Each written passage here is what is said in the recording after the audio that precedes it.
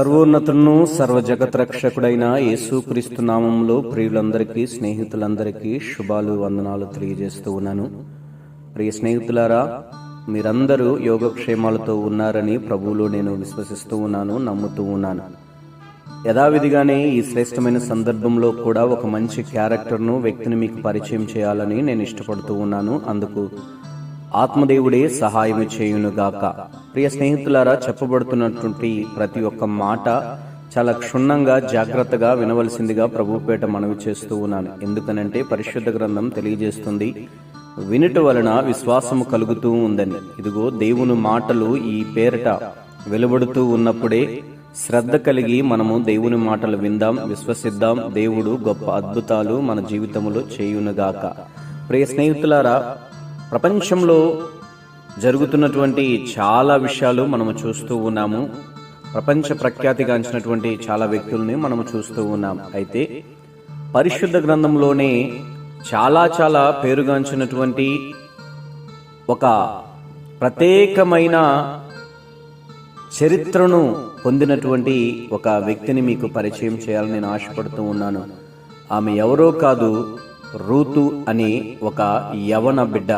ఈ రూతు అనే వ్యక్తి యొక్క జీవిత చరిత్రను మీకు పరిచయం చేయాలని నేను ఇష్టపడుతూ ఉన్నాను. చాలా శ్రద్ధగా ఆలకించండి. ప్రభు ఈ పూట మీతో కూడా మాట్లాడుతూ ఉన్నాడు. రూతు అనే పేరుకు అర్థము స్నేహము అని అర్థం వస్తుంది. ఇంకొక అర్థము సౌందర్యము అని కలుగుతూ ఉంది, లేదా సంతృప్తి పొందినది అని అర్థాలు పలు రకాలుగా ఉన్నాయి. ఈ రూతు దేవుని ఎరుగని అన్యురాలు. ఈ రూతు ఒక విగ్రహారాధికురాలు కూడా. మోయాబు దేశస్థురాలైనటువంటి నయోమి, ఎలెమెలెకుల యొక్క కుమారుడైన మహులోను భార్య ఈ రూతు. పరిశుద్ధ గ్రంథంలో మహిళలు ఎందరో ఉన్నారు. వారిలో కొందరు మాత్రమే మరుపురాని మహిళలుగా మంచి పనులు చేసి కొందరు మరపురాని వారయ్యారు. చెడు పనులు చేసి మరికొందరు మరపురాని వారయ్యారు. అయితే వారందరి నుండి మనం నేర్చుకోదగిన పాఠాలు ఎన్నెన్నో ఉన్నాయి. వారంతా చారిత్రక వ్యక్తులు. వారి జయ అపజయాలు మనకు గుణపాఠం కావాలి.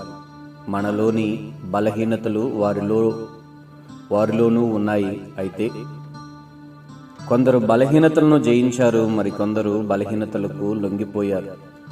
వారి జీవితాలను మనము కళ్ళ ముందు చూస్తూ ఉన్నాము, చదువుతూ ఉన్నాము. ప్రభువే వాటన్నిటినీ మనకు దృష్టాంతరముగా ఉంచాడు. కరువు మూలంగా నయోమి కుటుంబం బెత్లెహేము నుండి మోయాబు దేశానికి వలస వెళ్ళింది. అక్కడే నయోమి తన 2 కుమారులకు పెళ్లి చేసింది. అయితే కొంతకాలం తర్వాత నయోమి తన భర్తను, తన యొక్క ఎంతగానో ప్రేమించినటువంటి 2 కుమారులను పోగొట్టుకుంది. ఎలా చనిపోయారు, ఏ విధంగా మరణించారని పరిశుద్ధ గ్రంథంలో రాయబడలేదు. కానీ దేవుడు తనను శిక్షించిన విధానం గ్రహించి నయోమి బెత్లెహేముకు ప్రయాణమైపోతూ ఉంది. స్నేహితులారా, వాస్తవానికి మోయాబు దేశం ఒక విగ్రహారాధనకు నిలయమైన దేశం. రూతు కుటుంబం కూడా విగ్రహారాధికుల కుటుంబమే. మోయాబు అంటే అర్థము తండ్రి ఎవడు అని అర్థం వస్తూ ఉంది. అసలు ఈ మోయాబు చరిత్ర ఏంటయ్యా అనంటే, లోతు యొక్క అక్రమ సంతానమే మోయాబీలు. ఆదికాండము 19వ అధ్యాయం 36 వచనాల నుంచి 37 వచనాల వరకు మనం చదవగలిగితే, ఈ యొక్క లోతు యొక్క సంతానమే మోయాబీయులు. వారి దేశమే మోయాబు దేశం. అలాంటి దేశంలో నుండి, ఒక విగ్రహారాధికుల కుటుంబంలో నుండి వచ్చినటువంటి ఆమె రూతు. రూతుకు వివాహమైన తరువాత తన అత్తగారి కుటుంబం ద్వారా నిజ దేవుణ్ణి తెలుసుకుని ఉంటుంది.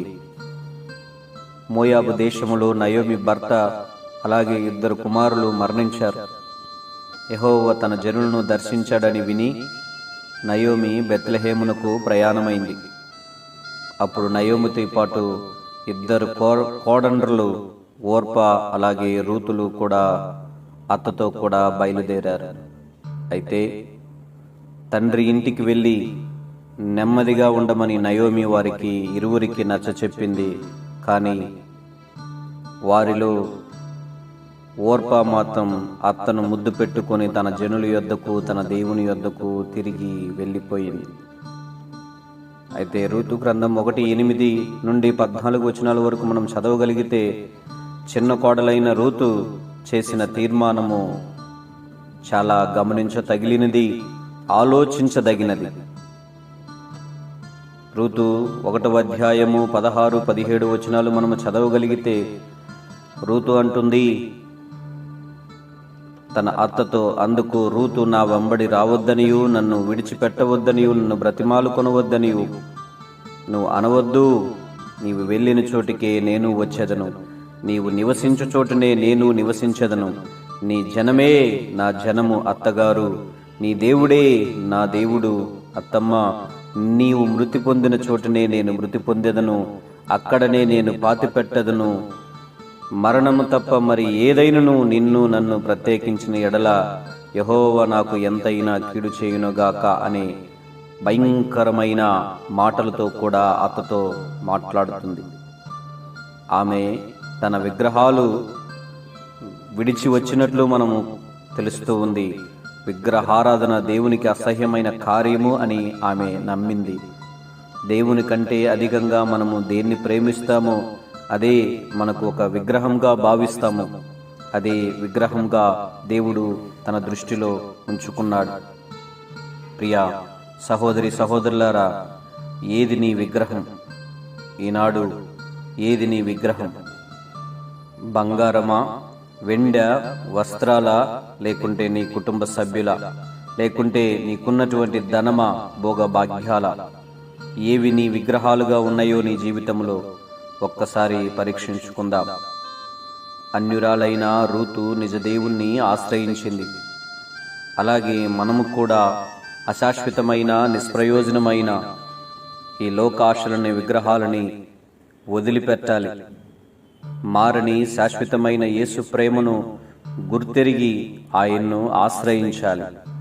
ప్రియ స్నేహితులారా, రూతు తన అత్తను హత్తుకున్నట్లు మనం పరిశుద్ధ గ్రంథంలో చూస్తున్నాం. నిస్సహాయ స్థితిలో ఒంటరిగా ఉన్న అత్తను రూతు ఎంతగానో ప్రేమించింది. తన భర్త చనిపోగానే వివాహపు హద్దుల నుండి రూతు విడిపించబడింది. అయితే రూతు తన అత్తను ఒంటరిగా విడిచిపెట్టడానికి ఆమె ఏమాత్రమూ ఇష్టపడలేదు. తన భర్త మరణించినా, ఒక పక్క బావ మరణించినా, మరో పక్క మామ మరణించినా, తన తోటి కోడలు పుట్టింటికి వెళ్ళిపోయినా, తమను పోషించేవారు ఎవరూ లేకున్నా తన అత్త నమ్మిన దేవుణ్ణి తమను ఆదరించి కాపాడుతానని రూతు నమ్మింది, విశ్వసించింది.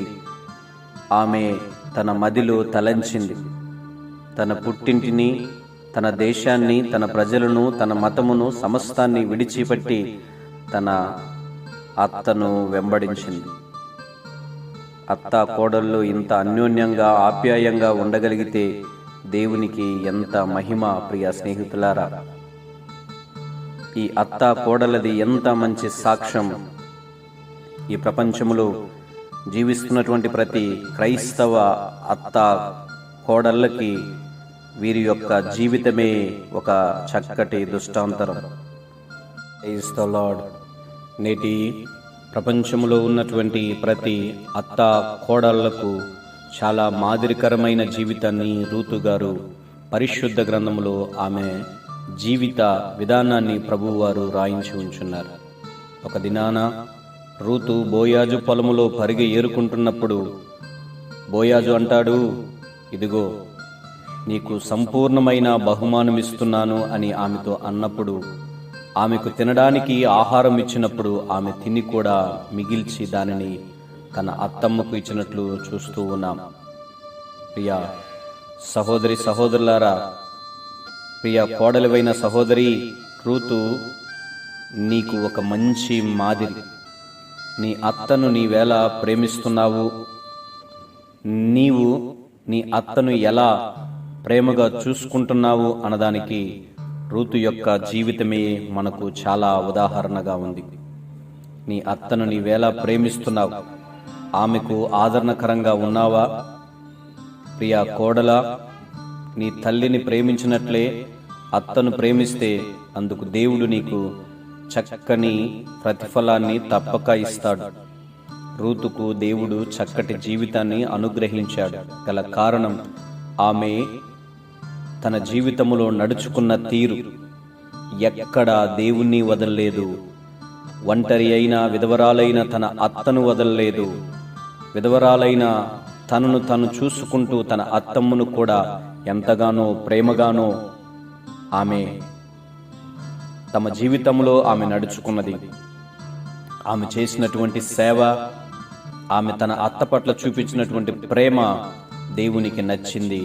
అందుకే దేవుడు చక్కటి జీవితాన్ని రూతుకు అనుగ్రహించాడు. ప్రియ స్నేహితులారా, రూతు దేవుని ప్రజల సహవాసమును కోరినటువంటి గొప్ప బిడ్డ.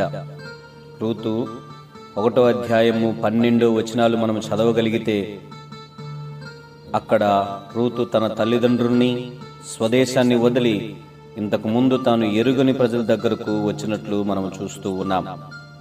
ఇశ్రాయేలు దేవుడు నిజమైన దేవుడని, జీవముగల దేవుడని, ఆయన బలమైన రెక్కల క్రింద సురక్షితముగా ఉండగలనని రూతు నమ్మింది, విశ్వసించింది. అందుకే నయోమితో ఇలా అంటుంది, నీ దేవుడే నా దేవుడు, నీ జనమే నా జనము, నీవు మృతి పొందిన చోటనే నేను మృతి పొందెదను. ఎంత బలమైన తీర్మానము ప్రియ స్నేహితులారా! రూతు తన జీవితంలో తీసుకున్నటువంటి తీర్మానము ఎంత బలమైనది. ఆమె చేసిన తీర్మానము బోయాజుకు తెలిసినప్పుడు రూతు బోయాజు యొక్క దయ పొందగలిగింది. ఈనాడు మనం ఎలా ఉన్నాం? దేవుని ప్రజల సహవాసాన్ని కోరుతున్నామా?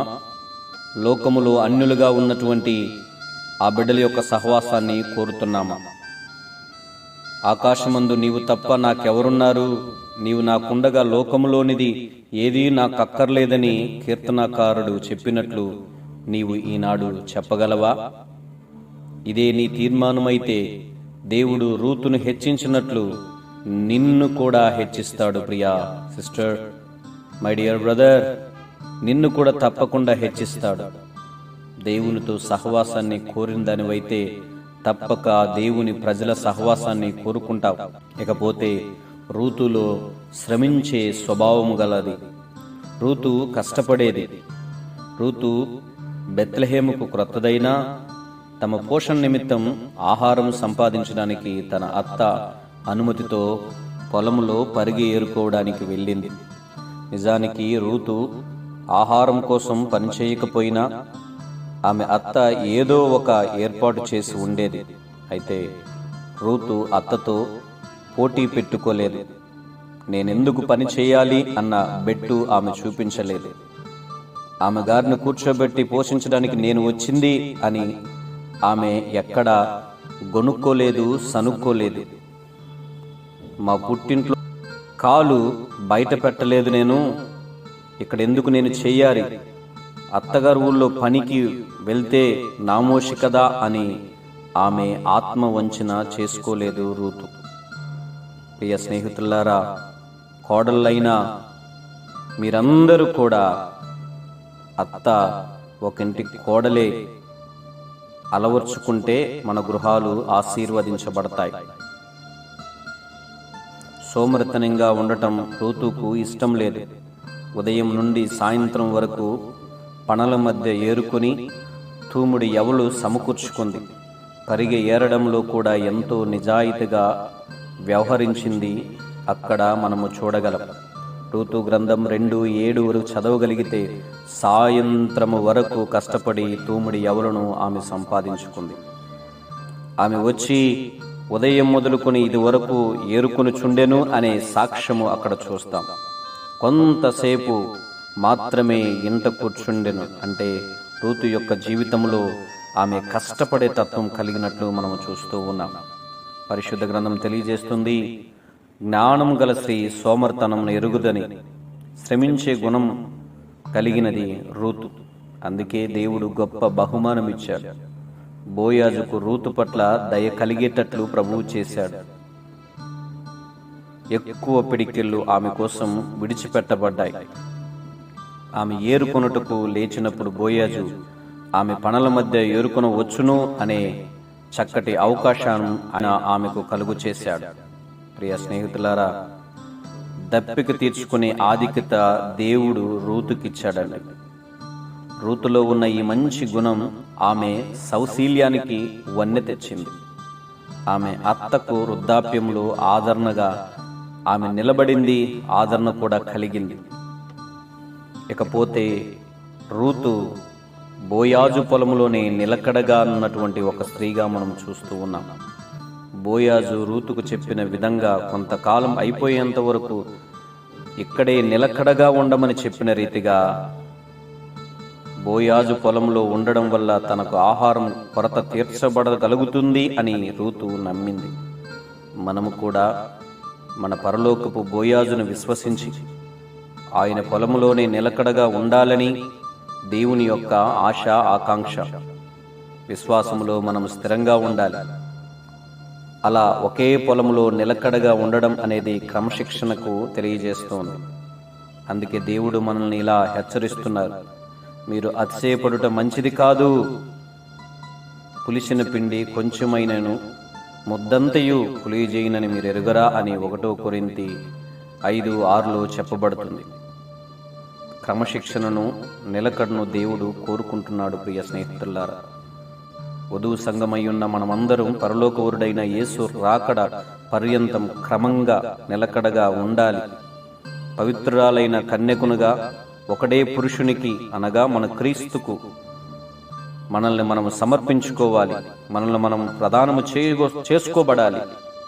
అందుకే పౌలు 2 కొరింథీ 11:2 ఇలా అంటాడు, ఇదిగో ఆ క్రీస్తుకు మనల్ని మనం సమర్పించుకొని ఆయనకు మనము ప్రదానము చేయబడాలి అని.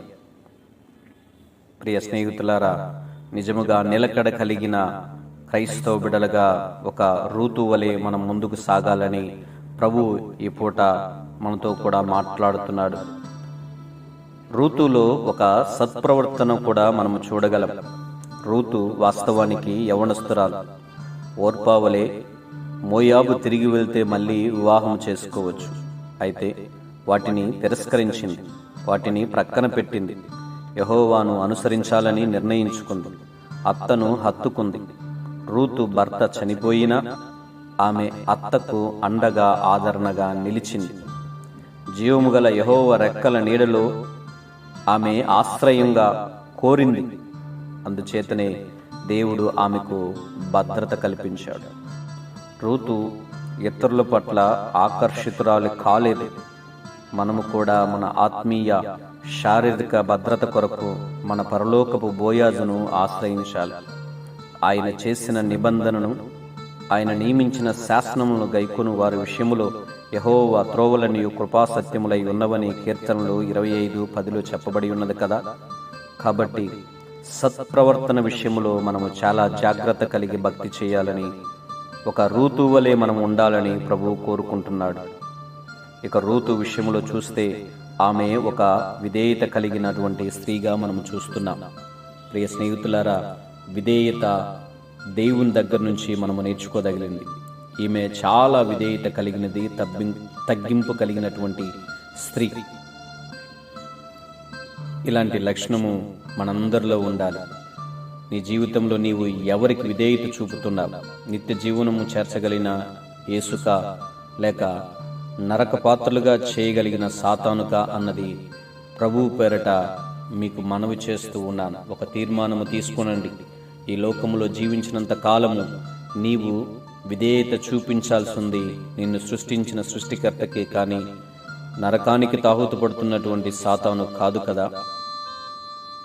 అందుకే రోమిలకు రాసిన పత్రికలో పౌలు ఇలా అంటున్నాడు, దేనికి మిమ్మును మీరు దాసులుగా అప్పగించుకుందరో అది చావు నిమిత్తముగా పాపమునకే గదా. నీతి నిమిత్తముగా విధేయతకే గాని దేవునికి లోబడుదురో దానికే దాసులగుదురు కదా, మీరు ఎరుగరా అని 6:16 మనము చూడగలం. ప్రియ స్నేహితులారా, రూతు ఒక చక్కటి విధేయత చూపించగలిగినటువంటి స్త్రీగా మనము చూస్తూ ఉన్నాం. ఇకపోతే ఈ రూతు ఒక యోగ్యురాలుగా, క్రీస్తు వంశావళిలో చేరినటువంటి ఒక యోగ్యురాలుగా పరిశుద్ధ గ్రంథములో మనం చూడవచ్చు. యెహోవా జీవము గల దేవుడని నమ్మిన రూతు తన దేశాన్ని, బంధువులను, తన దేవతలను వదిలి దేవుని ప్రజలు నివసించే బెత్లెహేముకు ఆమె రావడం మనము చూస్తూ ఉన్నాం.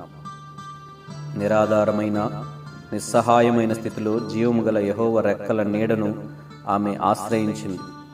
తానెరుగని జనుల మధ్యకు వచ్చింది. తన నోటితో యెహోవే నా దేవుడు అని ఒప్పుకుంది. ఇశ్రాయేలు పద్ధతి ప్రకారము తన భర్త మహలోనుకు సమీప బంధువైన బోయాజు ద్వారా విడిపించబడి అతని ద్వారా యేసుక్రీస్తు వంశావళిలో చేరి దావీదు పితరుడైన ఓబేదుకు తల్లిగా కాగలిగింది.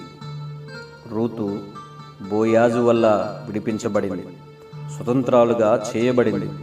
పాపం, శాపం, మరణం నుండి విడిపించగలిగిన మన ఆత్మీయ బోయాజు ప్రభువైన యేసుక్రీస్తు.